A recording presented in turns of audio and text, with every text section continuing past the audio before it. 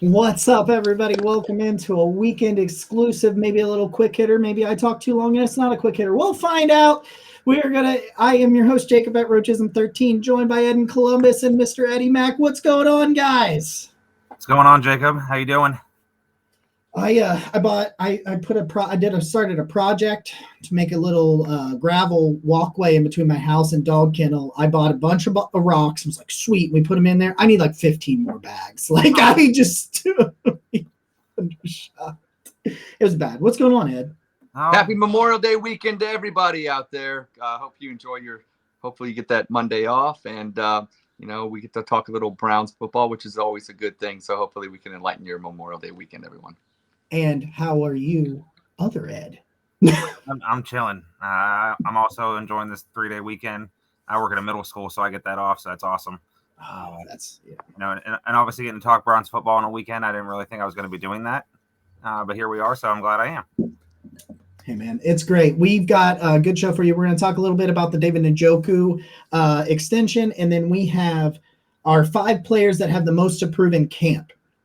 And I will say, and I talked to the guys beforehand, and they kind of did the same thing that I did. I've only got like 2 players that I really think are borderline cuts in this group, but I will get more into it when we get to them. These are also guys that they're expecting to make a big jump, and they need to make a jump.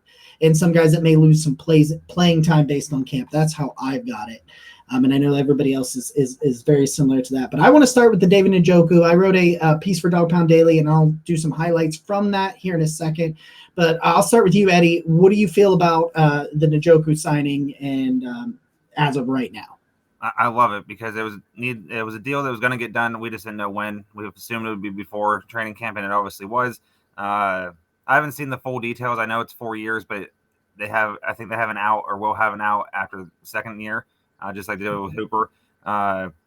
He's a guy that put in the work and he's earned this. And a lot of people are going to say, look at his stats. Well, the tight end position isn't always about, 1,200 receiving yards and 10 touchdowns. You'd like that, obviously, but this offense wasn't that. And, you can't really compare him to a Travis Kelce or even a Mark Andrews in the division.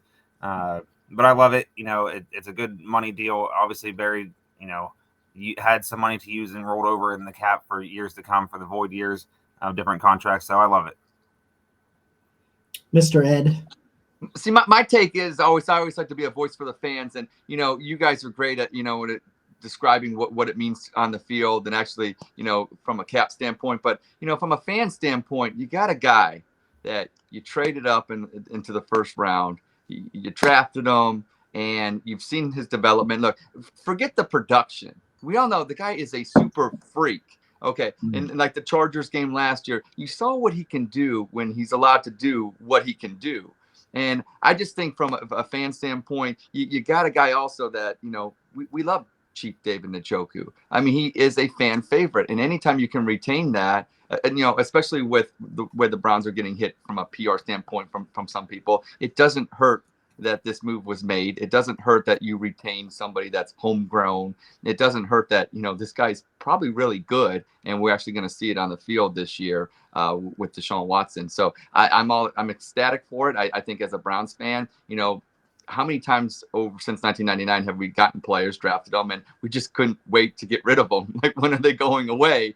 And with this guy is definitely not the case. And I'm happy that Chief David Njoku is going to be a Cleveland Brown, and actually in his best years too, because he's only about 25. As much football as he played in the NFL, he's still going into his prime. And I think Andrew Berry recognized that in the deep dust and everybody, and they got it done. Guys, real quick off the top, I just wanted to say to everybody on the channel, we did rebrand. We are Network 216 right now, so we are the same that we were prior to this weekend. Same Twitch channel. We just did a renew handle.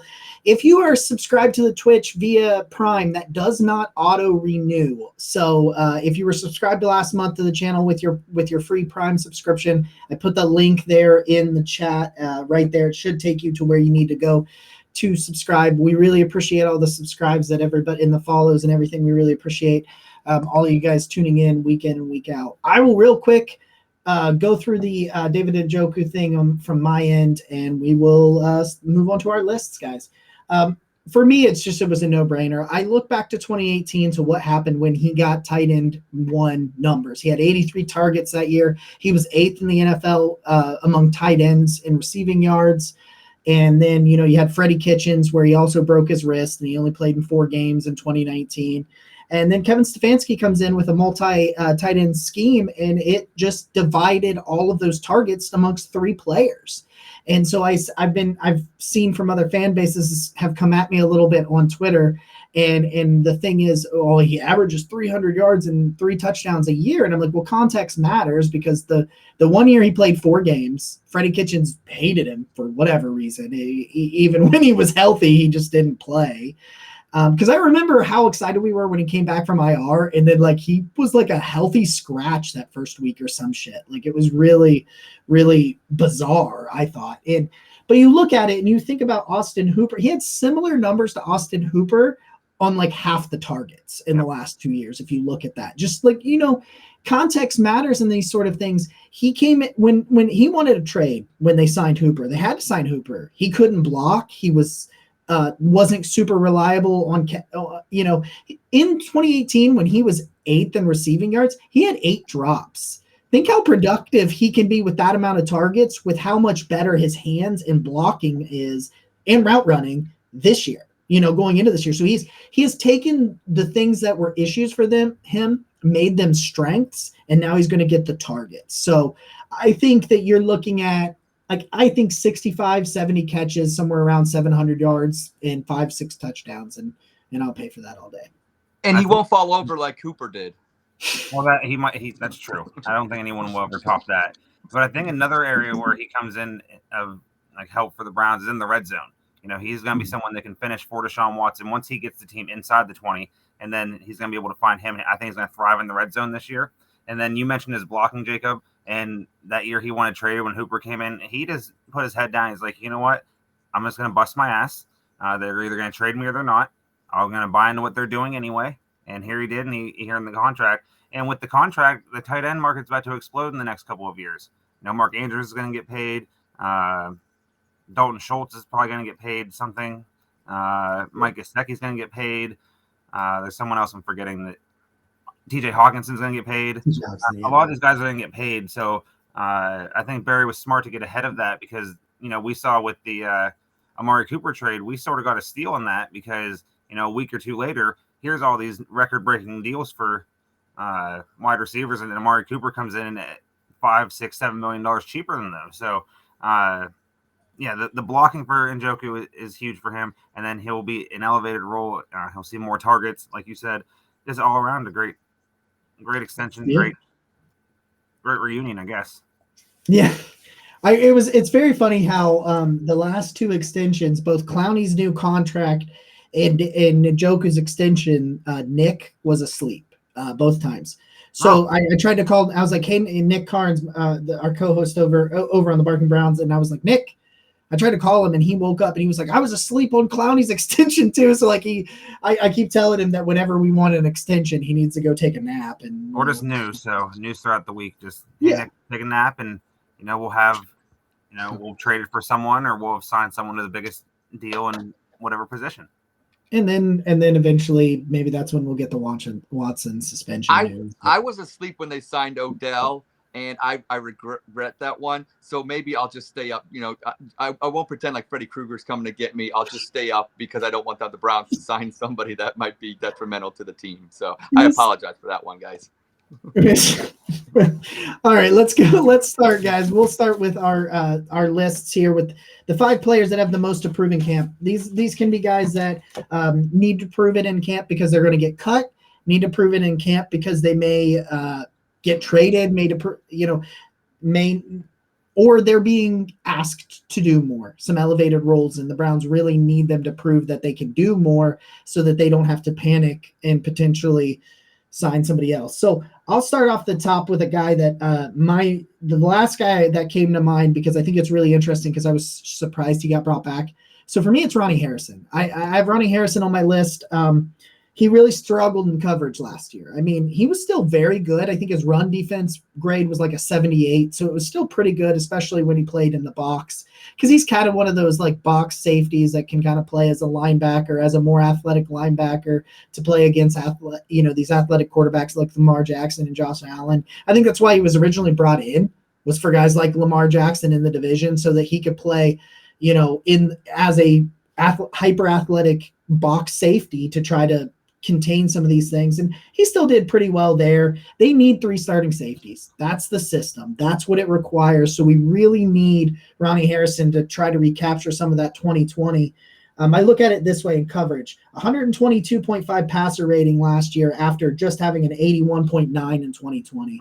I know 81.9 is not like locked down, but as your third safety, I'll take 81 as a passer rating as your third safety.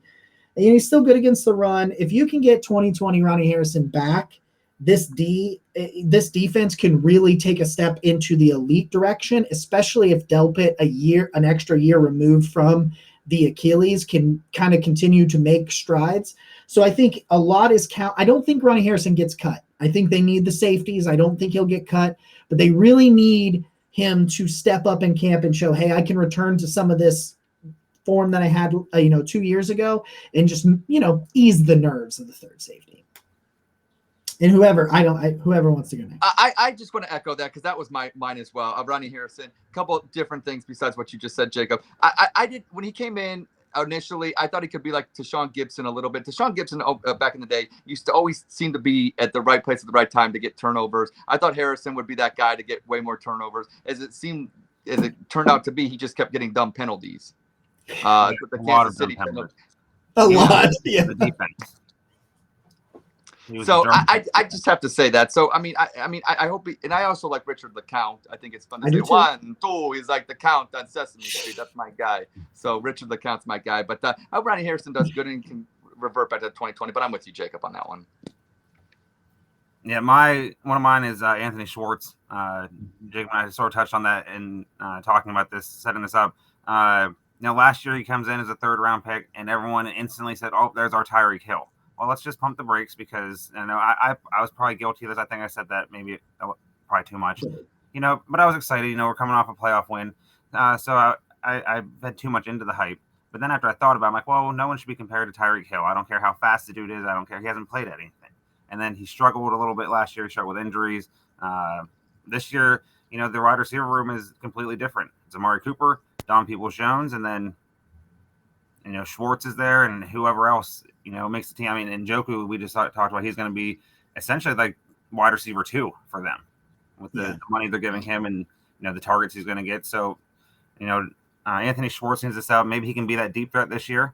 The Browns, I don't know if they're going to sign another guy like a Will Fuller. I don't know if they'd sign him. We'll see. That'd be cool if they did. But Anthony Schwartz would have to step up and make teams respect them with his speed. Yeah, he's actually on my list, so I'll echo that as well. He's on there, and not as a cut candidate, but as a guy that they really need him. I used this metaphor for Jadeveon Clowney. I called him the linchpin of the offseason and the linchpin of that defensive line. I think Schwartz is the linchpin in this wide receiver room, because you got DPJ and Cooper and you got David Bell, but David Bell's a rookie. So is he going to be in the slot? Is he going to be outside? We're not really sure exactly where. I think Bell will do a little bit of both, but they really need someone to create space. And that's Schwartz. If you look on the roster, you also have the undrafted free agent Isaiah Weston. I like him, but he's 24. He's almost 25, Isaiah Weston is. So he's what he's going to be. Schwartz is still 21. He'll be 22 like right as the season starts. So he's incredibly young, incredibly raw. He was a track star, not a football player. So we knew it was going to take some time, but I think they are very much heavily expecting a jump from him. I don't necessarily say that he has to be a wide receiver 2, but because we've, as you talked about, Eddie, with Njoku, and then you got, DPJ and things like that, but he has got to be consistent enough to, when he is on the field, as you said, respect the fact that he can get over top, create space for guys like David Bell, for guys like Donovan Peoples-Jones, and things like that, and just make everyone better just by being fast. That's it. Be consistent with your route running, your speed, and your hands. That's all. Sing it, Jacob. RESPECT. That's what the Browns need. That's what they need other teams to respect it. Yep. All right, Ed, what do you got? Give me another one of yours. Well, I'm gonna go with this guy. Now, I overhyped him a lot. I said he's got the size as Eric Metcalf. He didn't play like Eric Metcalf. I know he's a 6th-round pick from UCLA, but Demetric Felton. I'm going to need to see more from this guy. He had flashes, maybe 1 or 2 plays during the year. It really wasn't much. I don't know with the new guy they got from Ford or whatever. I just think that this guy's going to have a big camp. I'm not saying he's going to be cut, but I could see him being cut. So Demetric Felton, we're still used to standard measurement system in the United States, not the metric system. I know that's a bad joke. We're not on that. Yeah, that's my guy. He needs to step up. I also have him on my list. I have him / Dearness Johnson because both of those guys are not making the roster, I don't think. Johnson hasn't even signed his tender yet, so him being in OTAs is different. I didn't know they could do that, but I guess since they're voluntary, then they were talking about it in one of Chop Spaces the other day, and that's where I heard that, and I was like, I didn't realize that he didn't sign us. I thought he did, but both those guys, one of them is not going to be on this team anymore. Maybe both of them at the end of the day. After, Jerome Ford got drafted this year. Johnson is more tradable. We saw what he could do last year, limited opportunities, and he thrived. He can go and be a backup, a true backup. He's not going to be a backup here as long as Hunt stays on the team, which I think he does through this season. And then if he doesn't come back next year, that's a whole other story. But he's going to be the third Fed running back there, and obviously, Hunt and Chubb get hurt at one point. Hopefully that doesn't happen. But one of those two is going to have to step up, and I don't know which one it's going to be, and one of them has to beat the other, I guess. Yeah. I got Felton on the list too, and it's because I can't find his roster spot. I've tried to figure out where he's going to be. They say he's in the running back room. That is what I've been told. Like, hey, we want to make him a running back. Well, then he's going into camp as the 5th running back. Like, I'm already thinking that you're getting, with what you've got. I think either Johnson or Hunt gets traded because I think they can trade one of them to get some sort of value. But even at that point, if you trade Dearness, you've got Hunt and Chubb and Jerome Ford before you even say Demetric Felton. And one thing that I always come back to, because some people say, I think he should be in the slot. We don't have a slot receiver. Interestingly enough, we didn't have a slot receiver for a lot of last year, and he didn't get very many reps there. So the question is, why? What is it with all of those injuries? He seemed to be his size, man. He does not have the size to be a slot consistently, and he doesn't have the size to be consistently in the running back room. Now, granted, he's not going to be your running back 1, so he doesn't need the size and durability to keep up with that sort of amount of carries. So you're not necessarily worried about that. What is he? That's what I have written down here. Demetric Felton, what is he? And why didn't he get time in the slot with injuries last year? And there's no room in the running back room. And if the wide receivers make the jump, especially Schwartz can be, a field stretcher. I know he's not in the slot, but that's where Felton could potentially sneak, right? Is as a dynamic playmaker in open field, like he was at times at UCLA, and he showed some flashes with that screenplay. I'll never forget that screen against Houston where I was like, see, I told all you guys that he was dynamic as hell. And then that was the play. That was the play that he made. Yep. It's like I boasted and I walked around, my chest puffed out, and everybody's like, when people brought it back up later, like, you ain't made a play since. And I'm like, well, So Jacob, we get mad at Baker for that, when he in Minnesota, when he had Demetric Felton wide open, he didn't see him. Maybe Baker even knew. Sorry. Maybe so. All right, I'll go on to my 4th guy here, and this is my guy. I've had some debates, and according to at OTAs, this guy is starting. And let me say this: I love Demetric Felton. I just don't know where he fits. It's just. May the Force be with him. I know he's a big Star Wars guy. Yes. Oh, Obi-Wan Kenobi. I watched both episodes. Fantastic. If you're a Star Wars guy and you haven't seen, and you want to see Obi-Wan Kenobi, just understand it lived up to the hype. And I'm wondering if it's Wednesday yet, so I can watch the next episode. So this is a guy that actually was getting starting reps in OTAs, and I know it means absolutely nothing, but it's at a position of dire need. It's Jordan Elliott. I can't keep saying I loved him out of which I have for 2 years. I loved him out of college. He's a ferocious rusher in the SEC. I think he's going to be a weapon. He can really be dynamic in the middle of that line with Miles and Clowney and Alex Wright and Perrion Winfrey.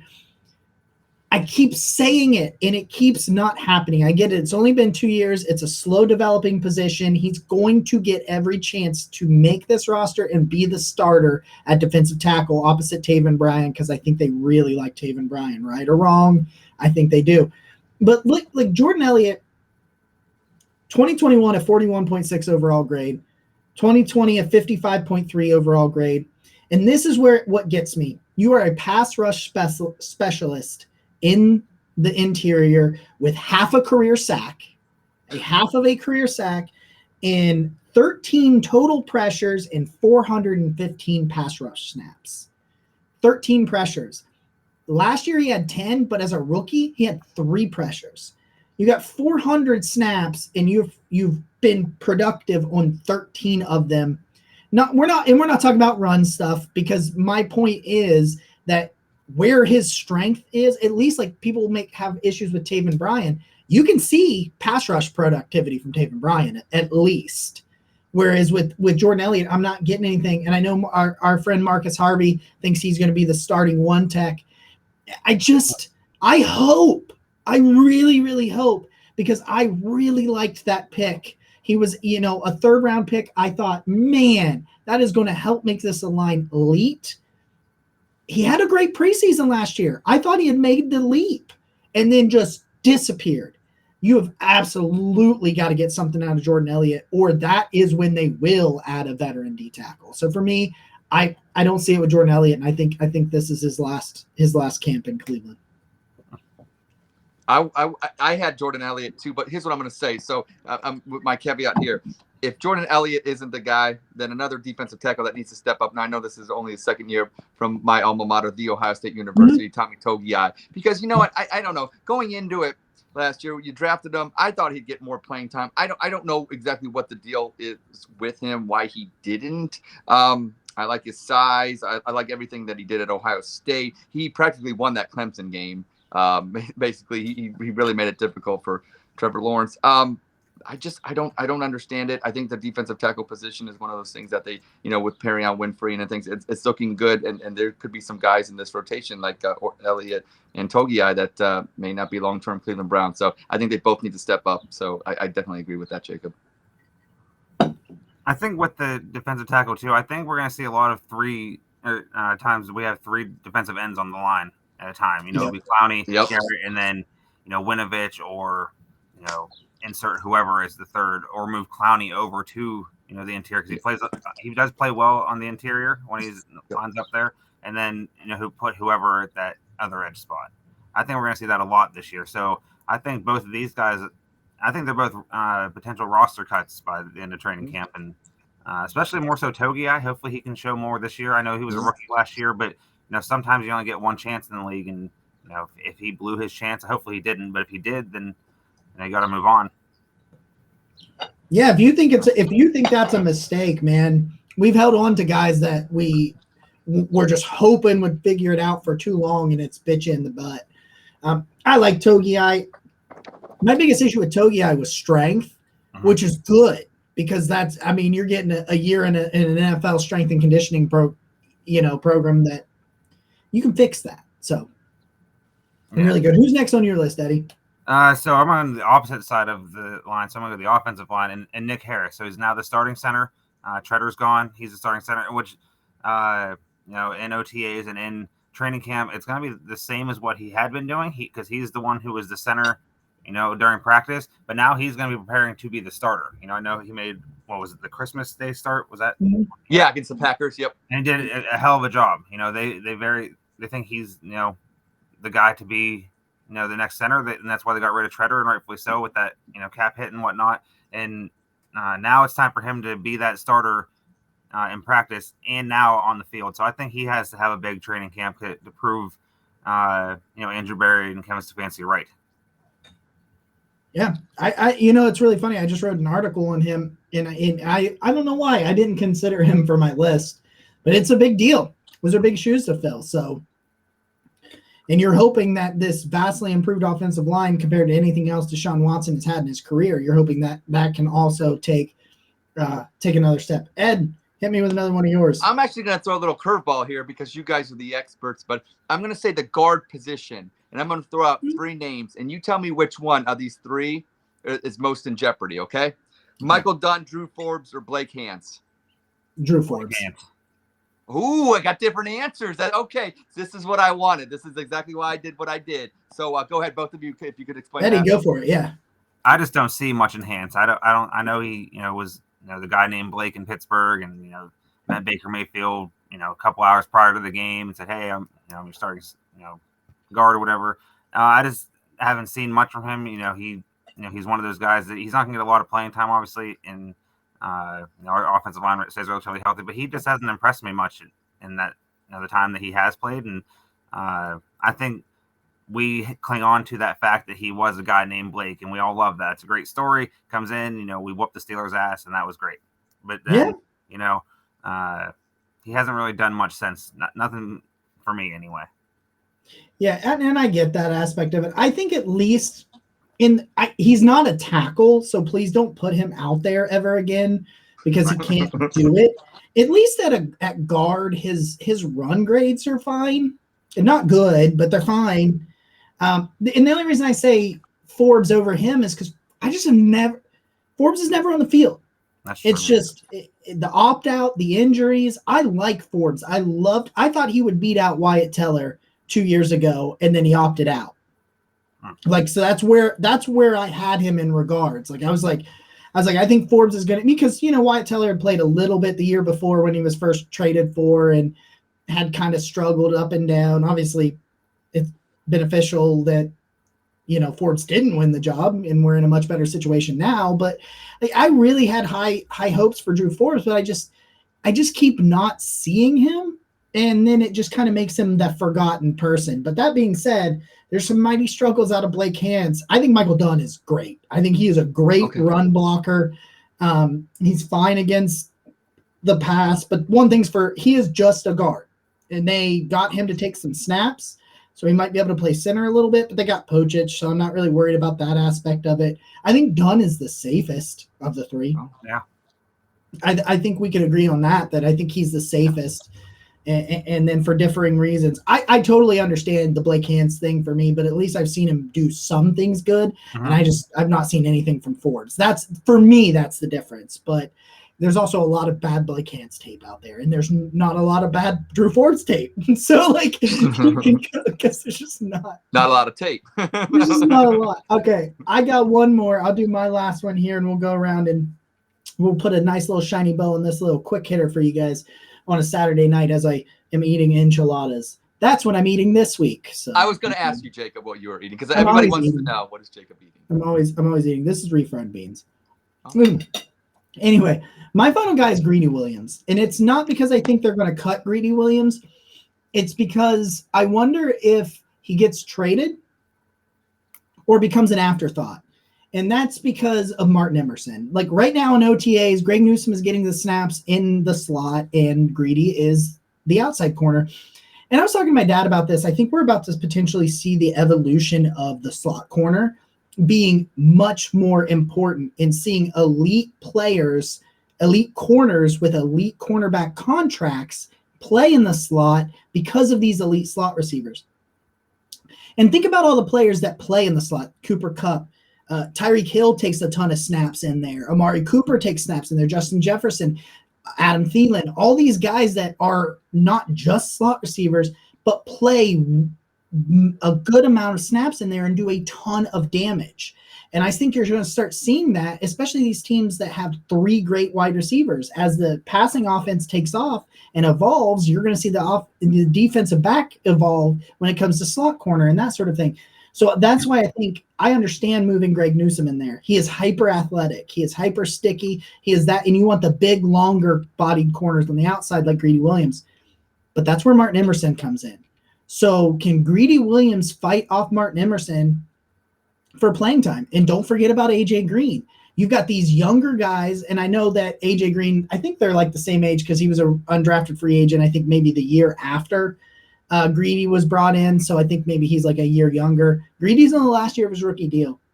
If he balls out, he's not back. So is there a chance he has a good camp and they move him for day 3 capital? I don't know, because I can see Martin Emerson. I can see AJ Green being your starting outside corner with Greg Newsome in the slot and then Emerson taking over that role. Big, long, athletic. When you look at Emerson, that is along the lines of a lot of these outside receivers are getting bigger, stronger, more physical. You got to be able to combat that, and that's what the Browns are trying to do. And as a result, Greeny Williams feels like an odd man out. I put this in an article the other day, and people are like, did you see Greeny? He was awesome. I'm not ripping who the player is. I'm just trying to figure out the future, getting draft capital back after giving up what you gave up for Watson, even though Barry got quite a bit of capital on draft day back already for some of the trades that he made. But, like, is that shoulder injury truly behind him? That will always scare me because that's a nerve injury, and I just don't understand it. It's not about talent. It's about, can Emerson be able to pass him, because they have similar play styles and size that they play at. So I'm not sure. I love Greeny Williams a lot, but I could see a situation where having a bad camp or even a good camp results in him being moved. I also had him on this list at some sort. He's not my last one that I talk about, but I actually had him on there because I forget who it was. It might have been Field Yates in Chop Spaces the other night that I was listening to. I'm almost positive it was Field Yates. It was, yeah. He said, when you have a premium quarterback like the Browns finally do, some guys, like the guys in the middle, are just gonna, they can't be sustained throughout that time. Obviously, you pay Deshaun Watson's paid, Myles Garrett's paid, Denzel Ward's paid, and Njoku's paid now. They have all their guys that they truly value. They're paid, and the guys like Greeny Williams, he can ball out in training camp. He can ball out this season. I don't know if he makes it through the season. I don't know if he makes it to the season on the Browns. He might get dealt before that. But it's nothing against him as the player. Even with the injury history, that's not even a thing. It's just the fact that your top end talent takes up so much of the cap space. It doesn't even exist. The cap is not real. And no, it is not. And but that's just, those middle guys are going to be cut, unfortunately. And that you see that around the league. It's not just a Cleveland Browns problem. It's a good team problem to have. And Zach, no, cereal's not soup. That's it. That's not a sensible question. It's breakfast soup. It is not. Soup has broth. Milk is not broth. Milk is just milk. Milk can be broth. There's actually quite a bit of cold soups that use milk. I'm just saying. Who wants to eat cold soup? I don't know, but I'm just saying. Well, I don't know. I don't know what you want. I'm gonna stay out of that debate. I don't know what you want from me.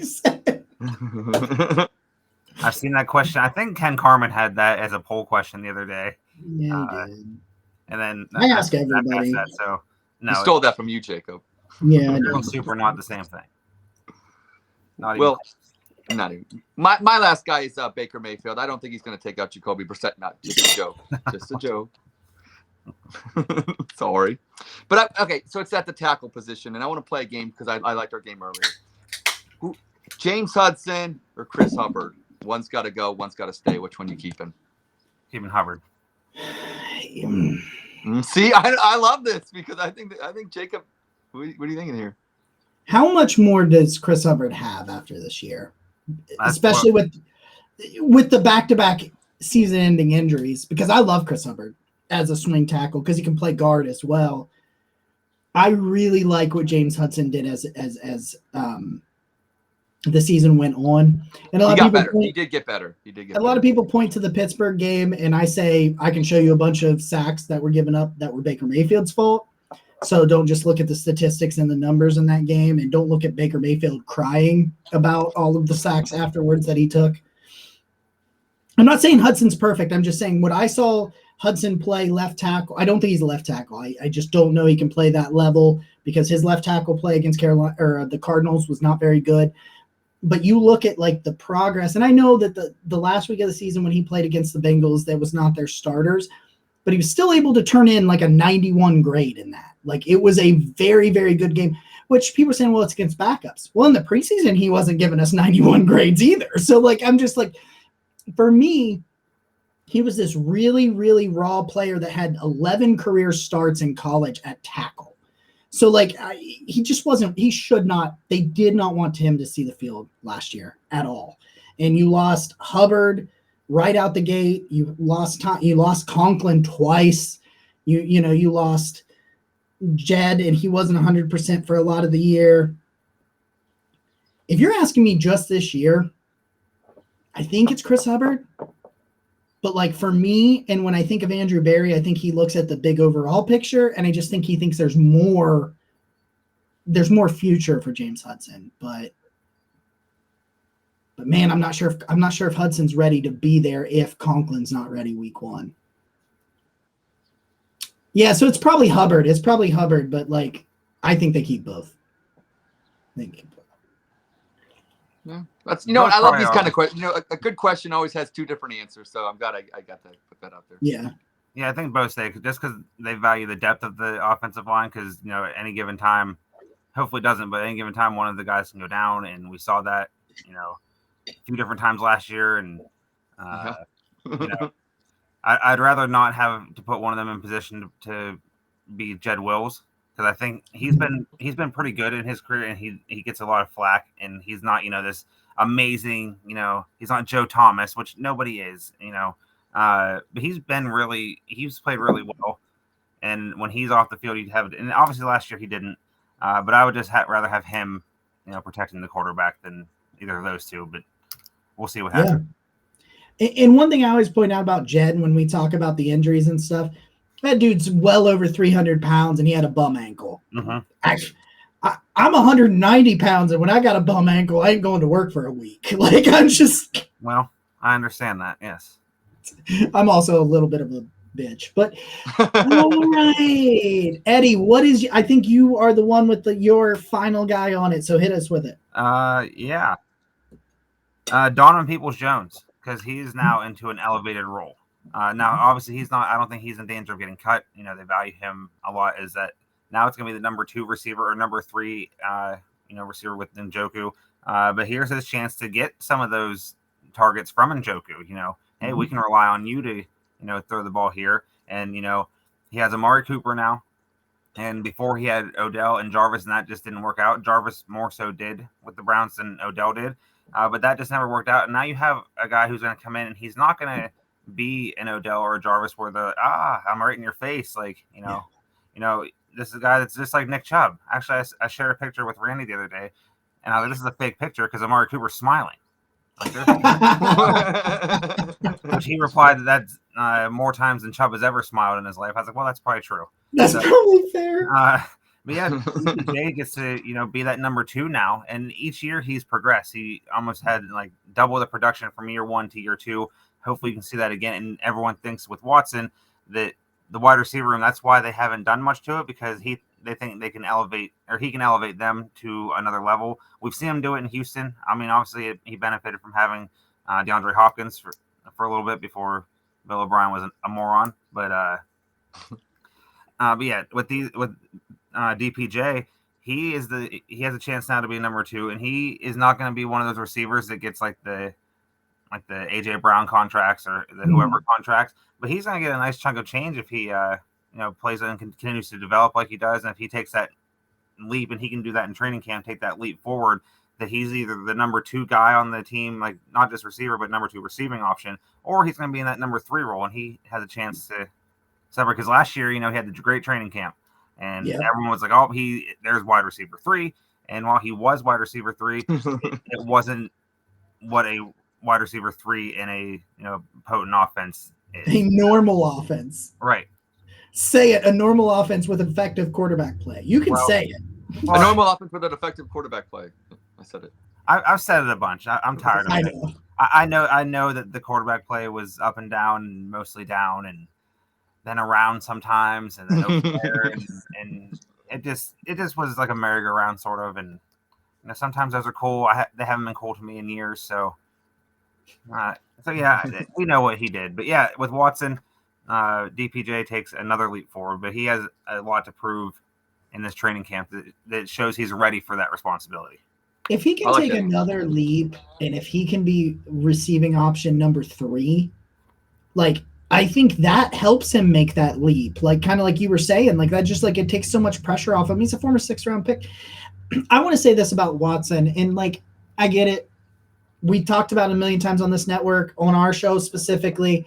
I'm not getting into the person, and I'm not getting into the off the field stuff because I'm not going to pretend to be a lawyer. I'm not going to pretend that I was there and I know the facts of the case. So if you want to hate on me because I'm separating the person from football, go for it. But that's the way I'm going to cope, because I refuse for somebody's off the field or off the field allegations, off the field life, whatever the hell you want to call it. I refuse to let that stuff take the Browns from me. I'm not going to do it.